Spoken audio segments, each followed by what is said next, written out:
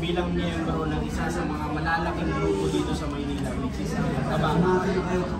Sir, bakit ngayon binibigay ninyo ang inyong buong suporta kay Super Mara bilang maging mayor ng Maynila sa 2025? Kami bilang grupo ng mga Kabaka, narito kami para sumuporta kay Super Mara. So dahil lang gusto namin hanggat maaari masagip namin ang Maynila sa mga mapagsamantalang politiko. Kaya ito, laban namin na ito para ito sa mga anak namin at magiging apo namin. Sapagkat ayaw namin na patuloy na pagsamantalahan ang Maynila ng mga abusado politiko. Yan, si Sir naman. Okay. Anyway, siyempre na lang po yan. Nasubukan na natin si Isko Moreno. Nasubukan na natin si Ani Bacuno. Ano pang dahilan para mahalin pa natin sila? Wala ba pwedeng ibang magmahal sa atin? Katulad ni Mara Tamundong. Bigyan natin ng pagkakataon yung iba. Hindi nila nabilang ang Maynila. After all, itong dalawa, si Ani Lacuna, nakita nyo naman at saka si Isko. Nakita nyo naman kung paano nila pastangan ang Maynila. Hindi na dapat natin pag-usapan yun. Sa daw lang, i-out na natin yan sa labanan ito.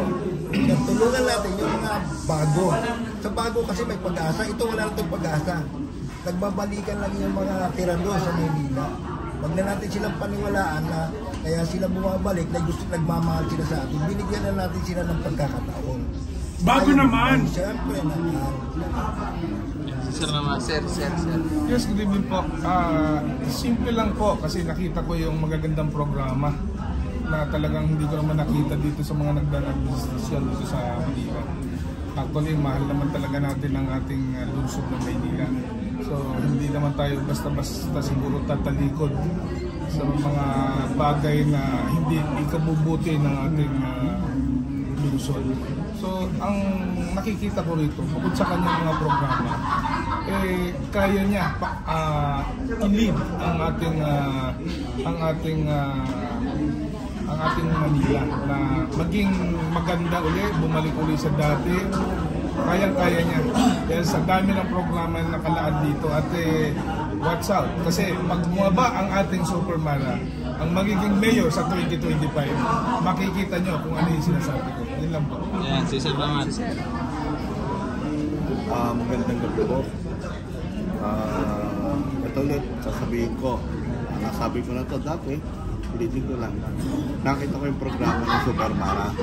So, kailangan, kaya tinaya ko na ang sarili ko ng Super Mara.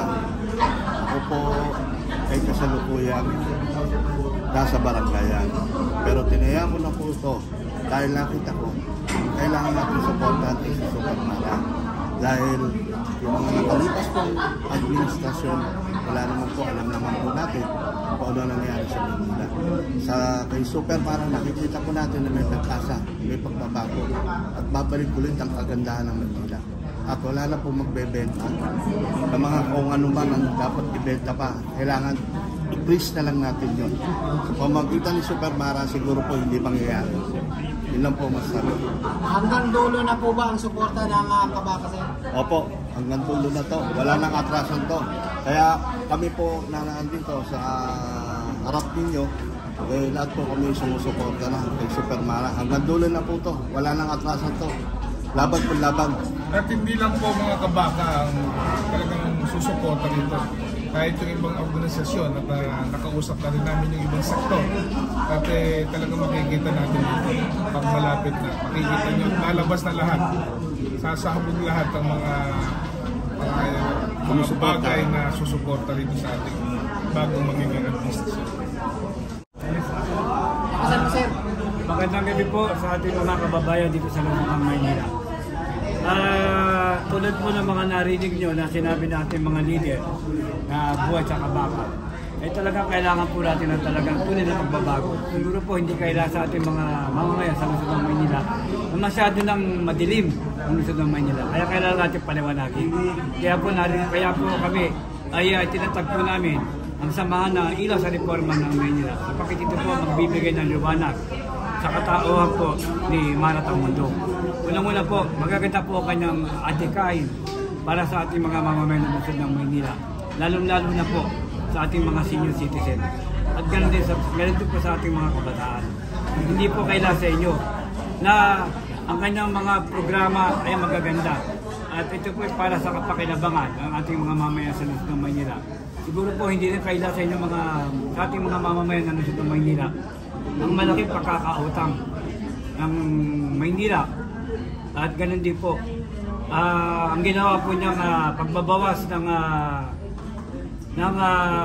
tawag dito, ng ayuda o ng mga yung bang sa baranggayan, binawasan niyo yung mga pondo ng barangay. Na napakalaki po na dapat po nakakapagservisyo ng maayos ang ating mga barangay official. Pero dahil po sa ginawang pagbabawas ng pondo ng barangay, hindi po makakilos ngayon ng mga barangay chairman.